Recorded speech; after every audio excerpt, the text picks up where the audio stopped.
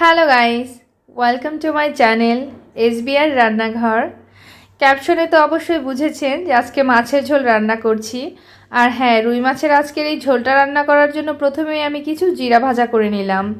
শুকনা খোলায় জিরাটা টেলে নামিয়ে তারপরে এর মধ্যে আমি কয়েকটি এলাচ, দারচিনি আর একটু তেজপাতা ছিঁড়ে নিয়েছিলাম, সেটা ভেজে নিলাম।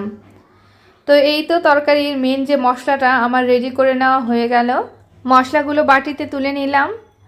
আর এখন কড়াইতে দিয়ে দিব মাছ ভাজার জন্য তেল। পর্যাপ্ত পরিমাণ তেল ঢেলে তেলটাকে একটু গরম করে নিলাম। এরপর এর মধ্যে লবণ হলুদ মাখিয়ে নেওয়া রুই মাছের পিসগুলো দিয়ে দিচ্ছি। আজকের এই ঝোলের তরকারি রান্নায় কিন্তু মাছটা একটু কড়া করেই ভাজতে হবে। একটু ভালো করে লাল লাল করে মাছটা ভেজে নিলে তরকারির ঝোলটাও অনেক খেতে ভালো লাগে আর মাছটাও খেতে অনেক বেশি ভালো লাগে। আর যারা কিনা সব সময় পেঁয়াজ রসুন আদা এসব কিছু দিয়ে মাছ রান্না করে অভ্যস্ত, আমি তাদেরকে বলবো একবার হলেও এরকম হালকা মশলা দিয়ে এই ঝোলের তরকারিটা আপনারা রান্না করে খেয়ে দেখবেন। আশা করছি আপনাদের কাছেও অনেক বেশি ভালো লাগবে আর তখন বারবার করে এই রান্নাটাই করে খেতে চাইবেন। তো কথা বলতে বলতে আমার কয়েক পিস মাছ আগে ভেজে নেওয়া হয়ে গেল। এরপর বাকি পিসগুলোও ভেজে নিলাম। এখন এগুলোকেও তুলে নিচ্ছি। তো সবগুলো মাছ ভেজে নেওয়া হয়ে গেলে এখন এই মাছের তেলে আমি ফোড়নে দিয়ে দিলাম আস্ত জিরা আর তেজপাতা। ফোড়নটা একটু নাড়াচাড়া করে ভেজে নিলাম। ভাজা হয়ে গেলে এখন এর মধ্যে কেটে ধুয়ে রাখা আলু আর বেগুন দিয়ে দিলাম। আলু বেগুনটাকে আলাদা করে ভেজে নেওয়ার কোনো প্রয়োজন নেই, এই ফোড়নের তেলেই নাড়াচাড়া করে আলু আর বেগুনটাকে আমি ভালো করে ভেজে নিব। তো ওই জন্য এর মধ্যে প্রয়োজন মতো লবণ দিয়ে দিলাম। লবণটা দেওয়ার পরে আর হলুদ বা মরিচ এসব কিছু দিলাম না, এই তেলের মধ্যে এটাকে নাড়াচাড়া করে হালকা করে ভেজে নিলাম। ভাজা হয়ে গেছে, এখন দিয়ে দিচ্ছি সামান্য করে জল। আর সেই সঙ্গে এখন দিয়ে দিব গুঁড়া মশলাটা। গুঁড়া মশলার মধ্যে শুধু হলুদ আর মরিচের গুঁড়া, আর কিচ্ছু না।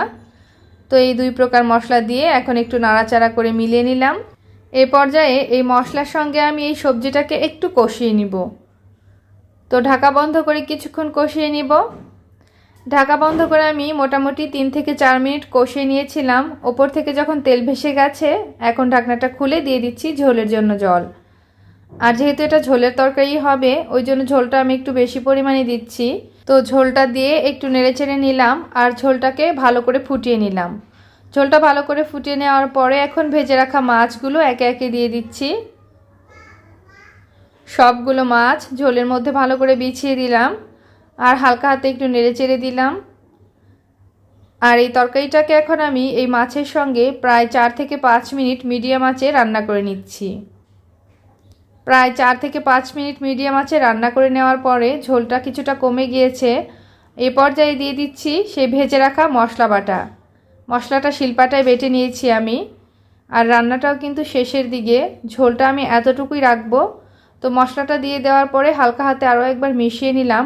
আর চুলার আঁচটাকে এখন আমি লোতে করে রেখে দিব তরকারিটাকে আরও 2 থেকে 3 মিনিট।